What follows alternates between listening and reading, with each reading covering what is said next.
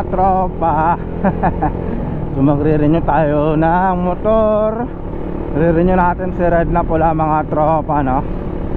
So hindi pa natin alam kung magkano yung gagastusin natin, kaya mamaya malalaman natin. Tapos sana nga mapalitan yung plaka ni Red na Pula mga tropa. Kasi diba nagpatupad na nga yung LTO ng palit plaka. So naghihigpit sila mga tropa. Pero syempre tayong motorista kailangan nating sumunod para maiwasan natin yung huli. Kasi mas malaki pa yung magagastos natin kaysa dun mas malaki pa yung mabayaran natin pag nahuli tayo kaysa dun sa magagastos natin. Kaya mas mainam na yung sumunod na lang tayo mga tropa. Uy, shout sa mga tropa natin. Nakalabas na pala tayo ng bayan ng Anda. So sa Alaminos lang pala tayo pupunta magpa-renew mga tropa, no? Kaya sa mga gustong magpa-renew ng kanilang motor abang-abang lang kayo kung magkano magagastos natin mga tropa. Kasi last year yata ang nagastos natin is nasa 2 plus yung nagastos natin. Ewan ko lang ngayon mga tropa kung magkano magagastos natin. Kasi magbabayad pa tayo siguro sa plaka. Ewan ko kasi may plaka na tong si Red na Pula. Ang problema nga lang, nabali na. So kailangan nating papalitan para hindi naman tayo mahuli sa daan. Kasi yung nakalagay dito sa plaka ni Red na Pula is temporary. Yung pinagawa lang na plastic na parang PVC. Tapos ganun din yung gagawin natin dun kay Black Wave, yung motor ni Karen. Tatanungin natin yung plaka niya kasi 2015 pa nung last na 2015 pa nung nabili yun. Hanggang ngayon wala pang plaka mga tropa. Grabe, problemado sa plaka. Ako lang ba nagkakaproblema ngayon sa plaka mga tropa? O pati kayo? Good morning pala sa inyong lahat mga tropa. Hindi ko kayo nabati kanina ng good morning. Ay, sobrang dami nang iniisip mga tropa, no? Pagkatapos ng bagyong Imong ito, gastos na naman. Ang hirap talaga magkaroon ng motor. So napakagastos mga tropa. So, tignan nyo, magpaparenew ka. Tapos yung mga kailangan na palitan ng mga masasira sa loob ng isang taon. Diba? So napakagastos ng mga tropa na magkaroon ng motor. Pero siyempre kailangan din naman natin ng motor mga tropa, kasi nagagamit natin sa pang-araw-araw. Kaya saludo ako sa lahat ng mga rider dyan, mga riders po na panghanap buhay ang kanilang mga motor. At talagang siguro alakang-alakan nyo yung mga alakan nyo, no? Mga motor nyo. So siyempre parang sa akin din, alagang-alaka ko tong aking Raider 150 2011. Pero hanggang ngayon buhay na buhay pa mga tropa. Kaya ingat na ingat ako dito sa alaka kong to mga tropa. Kahit na grabe, napakalakas ng lumamon ng gas. Pero syempre ganun talaga.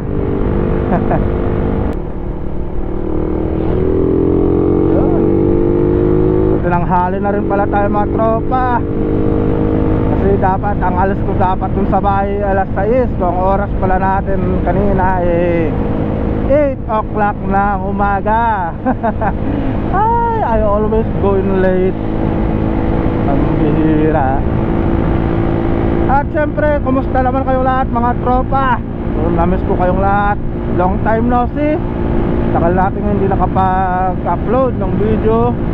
Gawa nga ng sobrang busy dahil sa mga nasirang mga Kagaya ng mga nabaling mga punong kahoy, kailangan nating ayusin malapit sa bahay. Kailangan nating maglinis. Tapos yung mga nasira, kailangan natin kumpunuhin para maayos.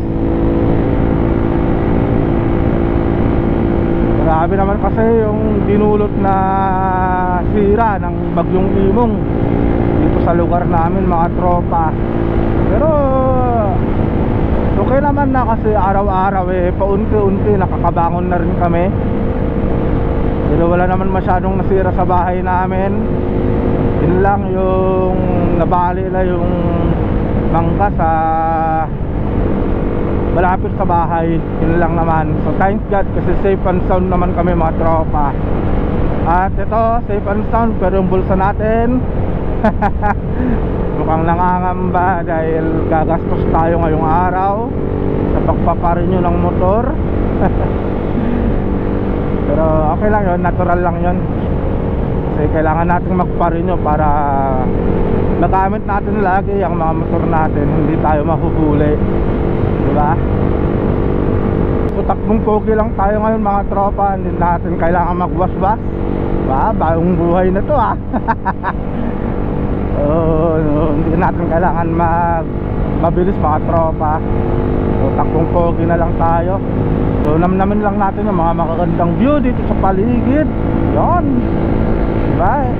Enjoy the view na lang tayo, mga tropa, kasi naman sa maging kamuti raider tayo.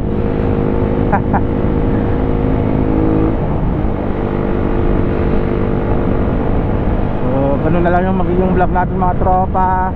More on gala na lang tayo, hindi na tayo magwawas-was. Yun, bagong buhay.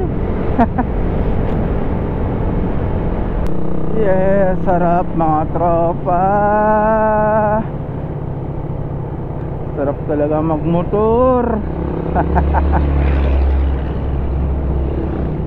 Yun.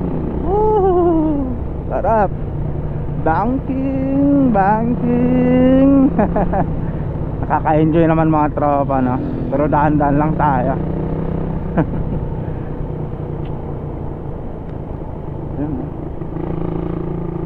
Yun, sharp curve, mga tropa. Yeah, sarap.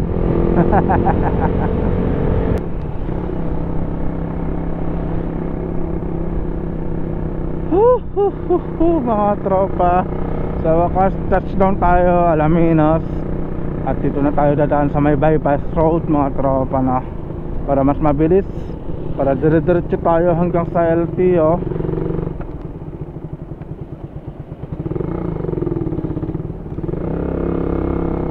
Oh no, dito na tayo, mga tropa, dadaan sa may bypass para diretso tayo, diretso na, kasi tanghali na. Tanghali na, mga tropa. Hindi natin alam kung anong oras tayo matatapos. Shout out sa lahat naman nagsasabing maaga daw aalis, pero tinanghali din.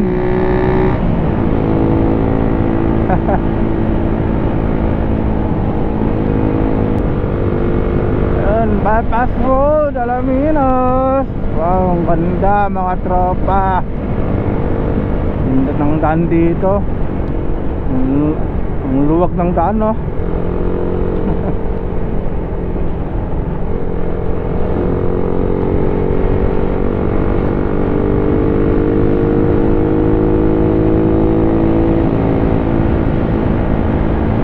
Kailangan magwaswas, chill ride lang, 70, takbong pogi. Oy,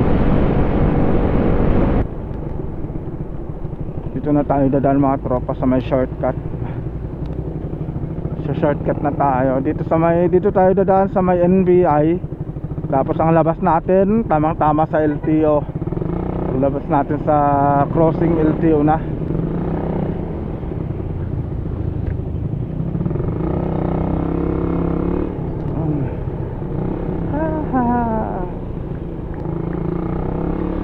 Biglang tatawid sa tatay, no? Buti na lang malakas ang preno natin. Kakalawa tayo dito, mga tropa. Gutom na ako. Papagutom. Yan.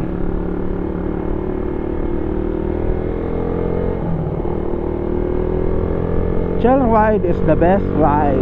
O, diba? Ay, Boss Coffee.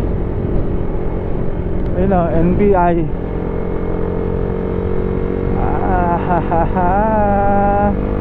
Tapos LTO na mga tropa.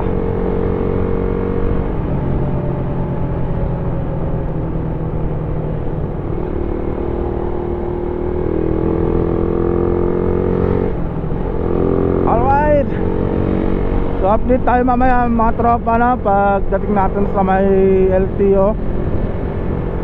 Sana nga hindi mahaba yung pila, at sana ay mabilis din tayong matapos. Dahil alam nyo ba mga tropa, siyempre may inaasikaso din kasi akong alaga ko dun, yung mga baka ko mga tropa.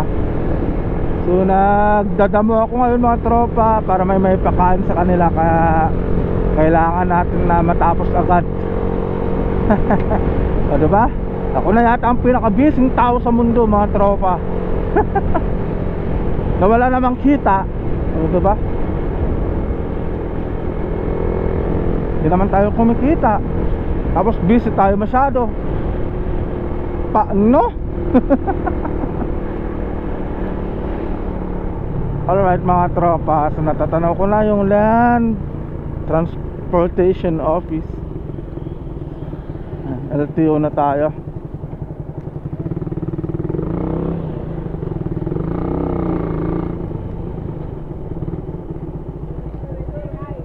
Diretso tayo dito.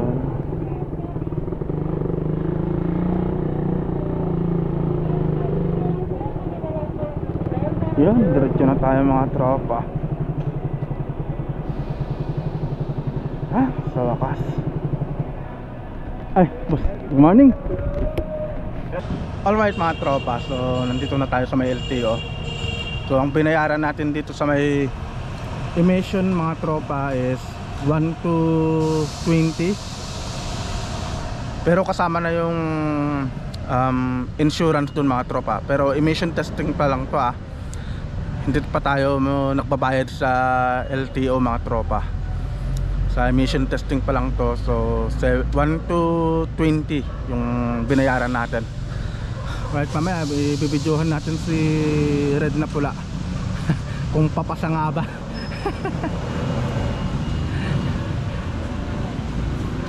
Pero tinasting ko naman kahapon si Red na pula mga tropa, kompleto naman yung ilaw,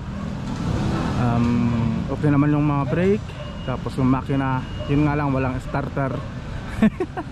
So mahirapan siguro yung magte-testing doon kasi walang starter. Mamaya update tayo mga tropa na pag nakasalang na si Red na pula. Alright mga tropa, so natapos din tayo sa pagpaparenew natin ng motor. Tapos nakuha din natin yung plate number ni Black Wave. So wala pa tayong binayaran dun sa pagkuha ng motor. Kaso ang naging problema, pinalitan po yung number ng plate. So sa plate number niya, pinalitan po yung number niya dun sa kay Black Wave. Pero nagbigay naman sila ng authorization letter na that day, today o ngayong araw magsisimula napalitan yung plate number niya. Alright, so re-reveal muna natin yung tawag dito, yung mga nagastos natin mga tropa. So 1,220 dun sa may emission testing. Tapos yung binayaran natin sa pagpaparenew sa loob ng LTO is 256. So bali nakagastos tayo ng kulang-kulang 1,500 mga tropa. Plus gasolina natin, nagkarga tayo ng 200. So bali 1,600 mga tropa yung nagastos natin. So hindi pa natin naubos yung 2,000 na budget natin mga tropa. Alright, so dito na siguro matatapos yung vlog natin mga tropa. Ayun na si red na pula. Pwede nang ihanap sa checkpoint mga tropa.